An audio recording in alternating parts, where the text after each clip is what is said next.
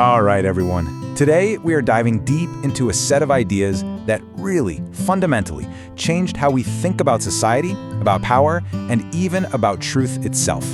We're talking about post-structuralism and postmodernism. Now, a quick but really important point before we kick things off. I want you to think of this as a map of a very complex city. It's going to show you the main streets and the big landmarks, but the real discovery, that happens when you actually explore the neighborhoods yourself by reading the chapter closely. So please, use this to get prepared for our conversations in class and on Padlet. Okay, let's begin. So here's our game plan. We've got 5 parts. We're going to trace the whole story of this intellectual rebellion, what it was fighting against, the new tools and concepts it came up with, its real-world impact, the backlash it caused, and finally, its complicated legacy that we're still grappling with today. To really get a handle on any rebellion, you first have to understand the establishment it was pushing back against, right? And in the world of social theory in the mid-20th century, that establishment was a really powerful school of thought called structuralism. Imagine for a second trying to find one single universal blueprint that could explain every single building in the entire world. That was kind of the grand ambition of structuralism. Thinkers like Claude Lévi-Strauss were absolutely convinced that deep down, beneath the surface of all cultures, there were these fundamental, unchanging laws that governed every human society.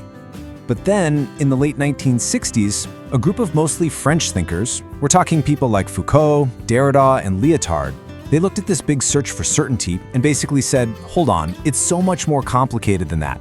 They completely rejected this idea of a stable temple of universal laws. Instead, they argued for a world that was in constant motion, where knowledge always depends on context, and where power is actively shaping what we even consider to be truth in the first place.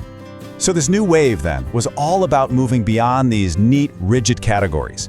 They argued that the social world was just too messy, too dynamic for any single grand theory to capture. So instead, they embraced ambiguity, they challenged fixed ideas of identity, and they put that super intricate relationship between power and knowledge right at the center of everything they did. So what exactly was in this new intellectual toolkit? Let's take a look and unpack some of the core concepts they came up with to dismantle the old ways of thinking. Okay, first up is postmodernism, and the key thinker here is Jean-François Lyotard. He famously said we've entered an era of incredulity toward meta-narratives. What does that mean? Well, basically that we've all become really cynical about any single big story that claims to explain everything, whether that's Marxism's story of class struggle or the Enlightenment story about how scientific progress will save us all. And this had a massive practical impact on how research was done. Once those big universal theories were off the table, the focus shifted from the macro to the micro. Researchers stopped trying to explain all of human history and started digging into specific, local situations in really intense detail. Next up, we have this really cool but sometimes tricky concept, deconstruction. This is a tool that Jacques Derrida gave us.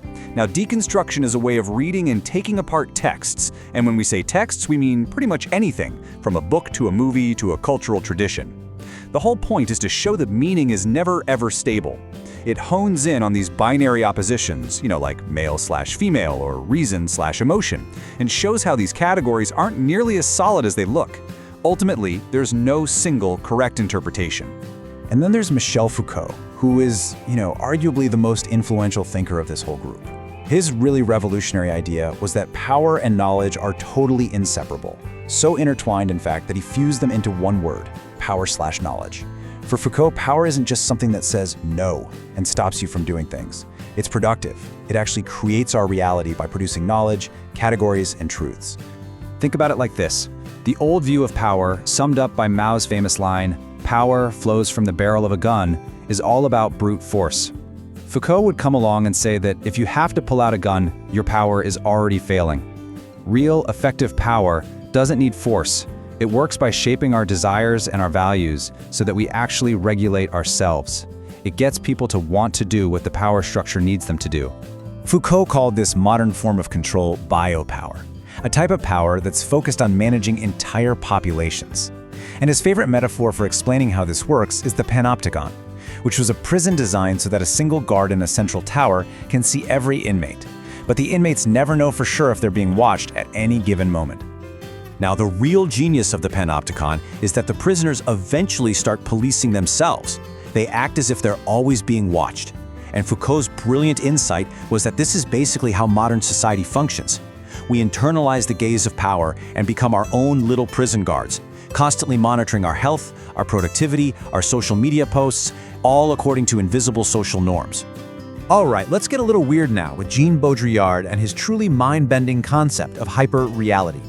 Baudrillard argued that in our world, which is just saturated with media and ads, we're surrounded by so many simulations and copies that we've actually lost the ability to tell the difference between them and the real thing. The simulation, he says, doesn't just represent reality anymore, it completely replaces it. This is probably his most famous and, most provocative claim. Now, he wasn't denying that people actually died or that bombs were dropped. Of course not. His point was that for those of us watching in the West, the event we called the Gulf War was a pure media spectacle. It was a simulation of a clean, high-tech war, presented through sanitized news clips and military press conferences that was completely detached from the brutal reality on the ground. The simulation, he argued, became more real for us than the reality itself. So you might be thinking, okay, these are some wild, abstract ideas. But this wasn't just abstract philosophy. These concepts had a truly revolutionary impact, fundamentally changing how social theorists understand core parts of our world, especially identity and the very idea of the self. One of the biggest moves they made was to take a sledgehammer to these rigid, binary categories we often take for granted. Thinkers started to break down these oppositions. And so fields like queer theory and critical race theory, which drew heavily on these ideas, began to argue that identities like gender, sexuality, and race are not these fixed biological things, but are actually fluid, socially constructed, and produced through language and power. And this leads us to a completely radical new understanding of the self, or what theorists call subjectivity. The traditional view saw the individual as this rational, stable, independent person in control of their own destiny. Well, post-structuralism just shatters that image. From this new perspective, the self is seen as fragmented, unstable, constantly being shaped by social forces, powerful discourses, and, this is crucial, unconscious desires that are way beyond our conscious control. Now, as you can probably guess, these ideas were, and they still are, incredibly controversial. This whole intellectual rebellion sparked a really fierce and ongoing counterargument. The first big knock against these ideas is the charge of relativism. If there's no objective truth, if there are only competing stories and interpretations, then what basis do we have for judging anything? Critics like Francis Wheen warned that by demolishing concepts like truth and objectivity, these theories leave us totally adrift, with no way to tell fact from fiction or right from wrong. And this is a criticism that feels more relevant today than ever, doesn't it? In our current era of post-truth and alternative facts, critics like Noam Chomsky argue that this kind of relativism is actually politically dangerous. If you can't make solid claims about what's really happening and what's unjust, how can you fight against oppression? They argue that at the end of the day, this way of thinking actually helps the powerful by taking away the very tools we use to hold them accountable. And the other big criticism? That the writing is just impossible to understand, on purpose.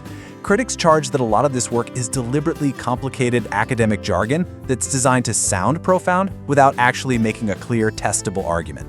Well, despite the fierce arguments, the legacy of this rebellion on how we do social research today is just undeniable. So let's wrap up by exploring that enduring, and yes, controversial, impact. One of the most concrete things to come out of all this is a research method called critical discourse analysis, or CDA. It's directly inspired by Foucault, and scholars use it to show how language is never neutral.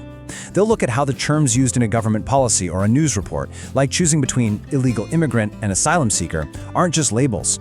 They are actively constructing a social reality and reinforcing certain power relationships. But maybe the biggest legacy, the most profound one, is a subtle shift in the very atmosphere of social research. That skepticism towards grand narratives we talked about, that's now almost the default setting in many fields. This move away from trying to explain everything, and instead moving towards more careful, targeted, micro-level studies, has fundamentally recalibrated what we think of as good, rigorous social science. So this leaves us with a big, provocative final question, and this is what I want you to carry into our discussions. These theories gave us incredibly powerful tools for critiquing power, but now, in our post-truth era, are they still a vital tool for liberation, or have they, perhaps unintentionally, become part of the problem? I want you to really hold on to that tension as you do the reading. Okay, I really hope this overview has served as a useful map for the reading ahead. You're now equipped to go in and tackle the text itself. I am genuinely looking forward to hearing your thoughts and seeing how you all wrestle with these challenging but incredibly important ideas in our class discussions and on the Padlets.